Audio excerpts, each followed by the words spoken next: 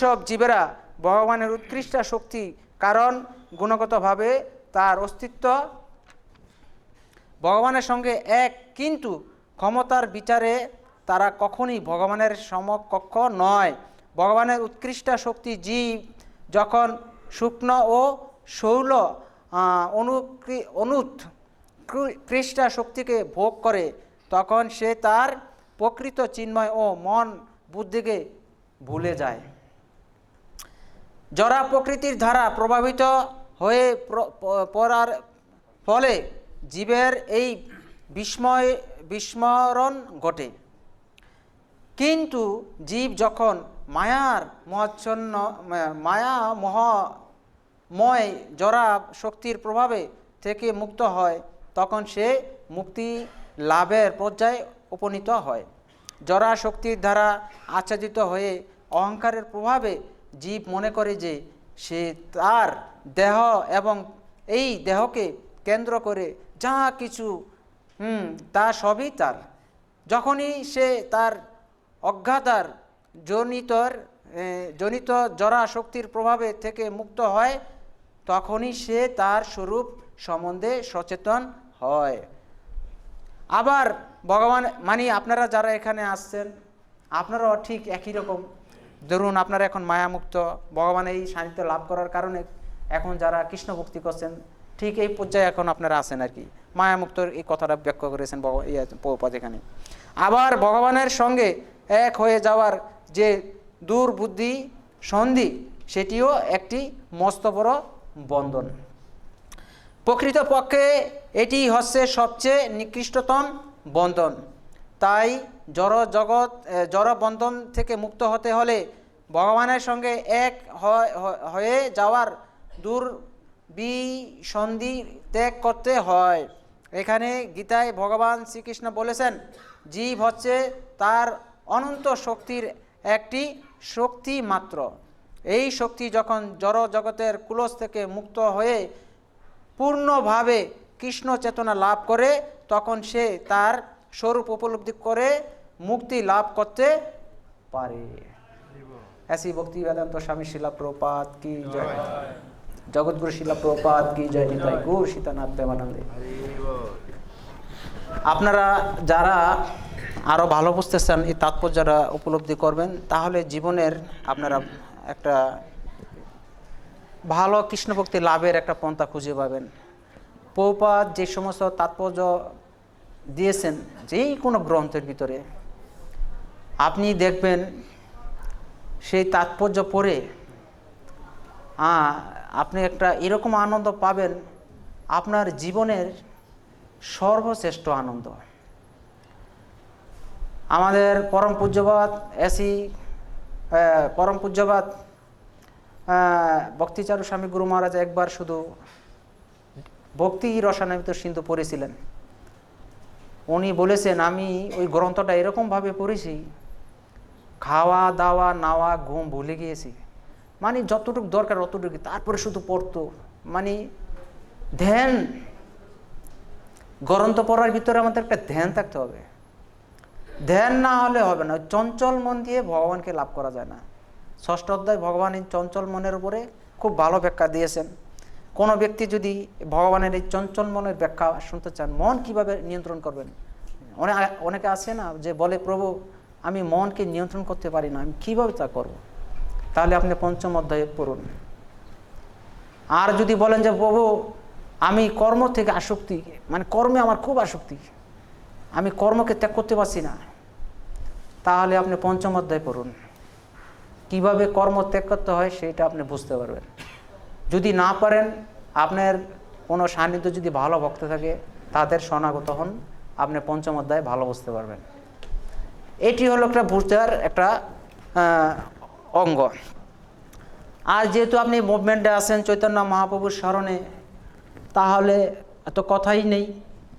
ধরুন এই সাপ্তাহিক যে অনুষ্ঠান, নামন্টের অনুষ্ঠান এবং আমাদের মন্দিরে বিশেষ বিশেষ ভক্তদের আগমন, তাদের কথা শ্রবণ করে এই ভক্তি আপনি আরও জোরদার করতে পারেন। এই মনুষ্য জনম সার্থক করার এটি একটা বিশাল পন্থা।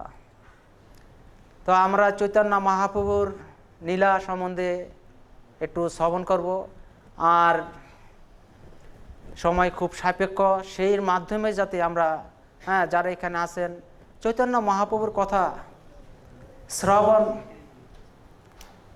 বন্দন এবং চৈতন্য মহাপ্রভুর যে ধাম নবদ্বীপ, আমি একবার শুনিয়েছি যখন ছোটকালে, নবদ্বীপ।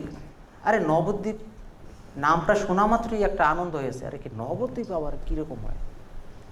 নবদ্বীপ, আপনি নবদ্বীপে যে এখন আমাদের চৈতন্য মহাপ্রভুর পরিক্রমা উপলক্ষে সেখানে মেলা হচ্ছে, কীর্তন মেলা। সেই কীর্তন মেলায় বহু জায়গা থেকে, সারা পৃথিবী থেকে ভক্তরা আসবে, সেখানে কীর্তন করবে। সেই কীর্তন যদি কোনো ব্যক্তি অংশগ্রহণ করেন বা আমরা মোবাইলে শ্রবণ করে যতটুকু আনন্দ পাই, নিকটে থাকলে সেটা আরও বেশি আনন্দ হয়। যেমন ধরুন আমাদের কীর্তনগুলো যারা এখানে ছিলেন তারা এক ধরনের আনন্দ, ভেসে যাচ্ছে ভক্তরা। মোবাইলেই আরেক রকম, মোবাইলে দেখলে আপনার যে আনন্দ না হবে, সরাসরি থাকলে সেটা আরও বেশি হবে। তো চৈতন্য মহাপ্রভুর নীলাভূমি আমাদের সেই মায়াপুর নবদ্বীপ, তার মাতা ছিল শচী মাতা, খুব একজন যার ভিতরে পুত্রের প্রতি যে একটা স্নেহ, ভগবানের প্রতি ভক্তি, বাবার প্রতি সম্মান, ঠাকুরের প্রতি খুব ভক্তিপরায়ণ ছিলেন। সেই শচী মাতার গর্ভে নবদ্বীপে আমাদের এই চৈতন্য মহাপ্রভু আবির্ভূত হয়েছিলেন। বজেন্দ্রের নন্দন যেই শচী সুত হইল, সেই বলরাম হইল নিতাই। এটা ভাবা যায়, বজেন্দ্রের নন্দন, কোথাকার নন্দন? বজেন্দ্র নন্দন কে? কৃষ্ণ। তো বজেন্দ্র নন্দন হয়েছে স্বয়ং চৈতন্য মহাপ্রভু।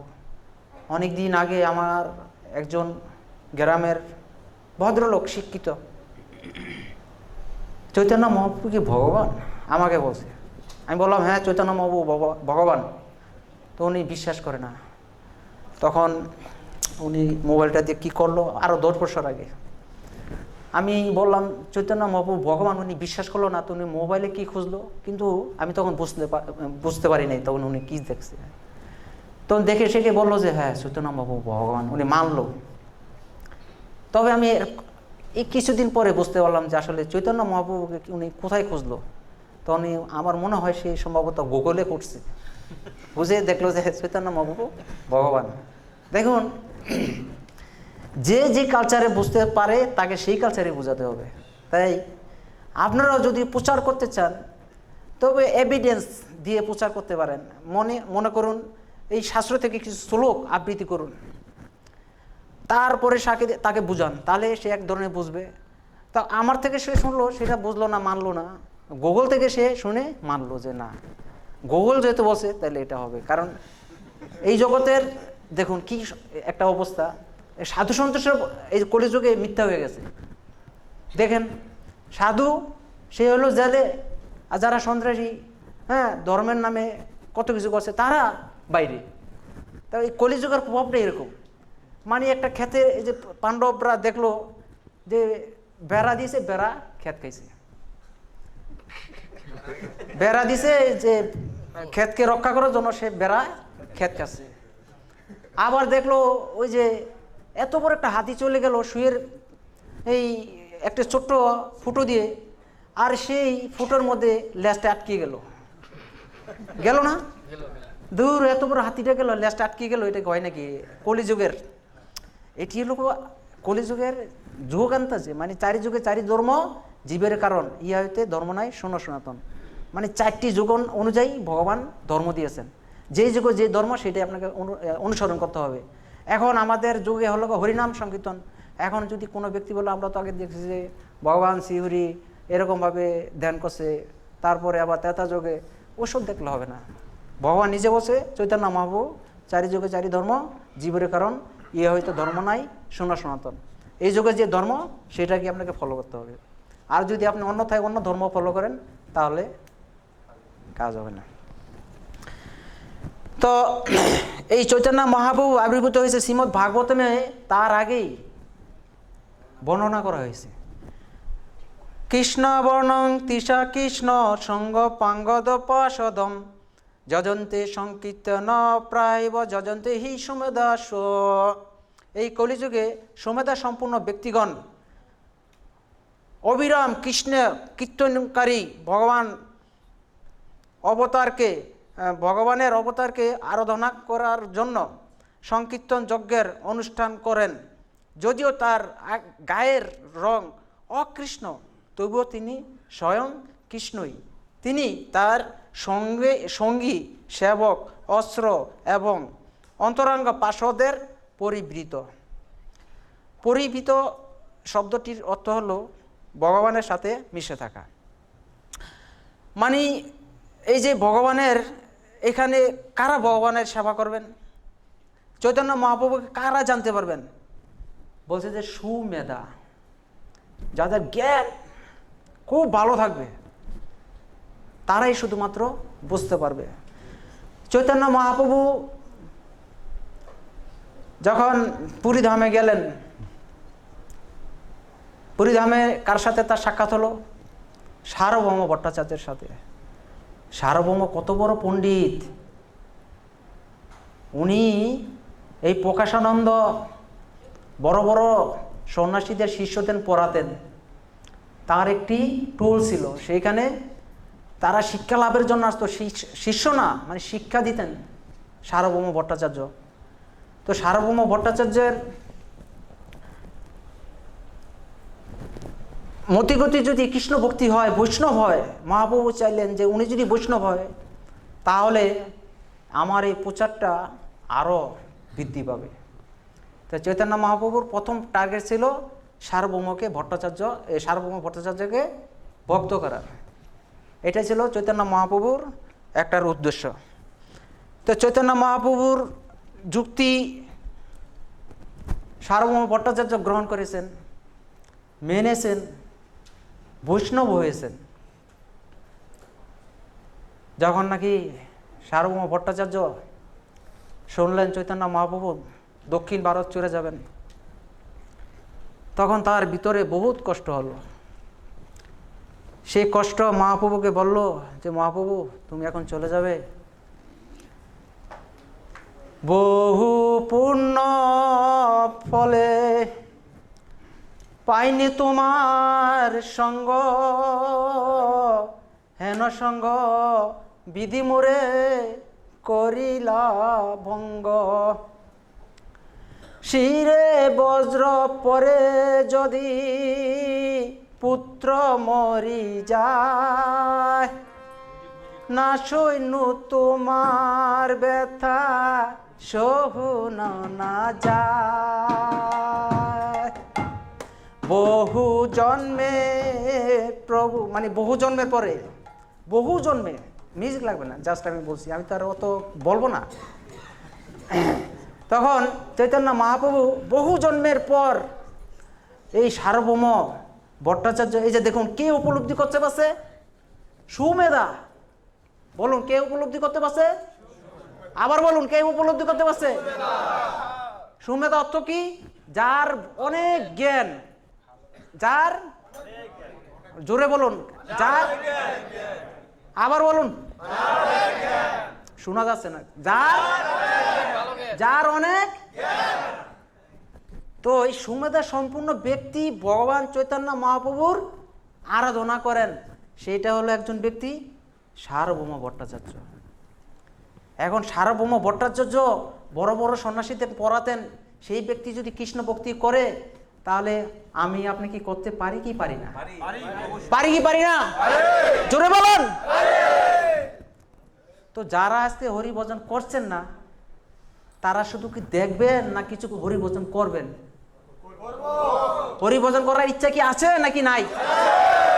যারা যারা বলেন হরিভজন করার ইচ্ছা আছে, আজকে থেকে একটি শপথ গ্রহণ করবেন যাতে আগামী 2-3 মাসের মধ্যেই এই চৈতন্য মহাপ্রভুর আবির্ভাব তিথি থেকে যাতে আপনি প্রসাদ ধরতে পারেন। কার কার এরকম সুমেধা সম্পূর্ণ ব্যক্তির স্বর্ণাপন্ন হওয়ার ইচ্ছা আছে বলুন হরে কৃষ্ণ।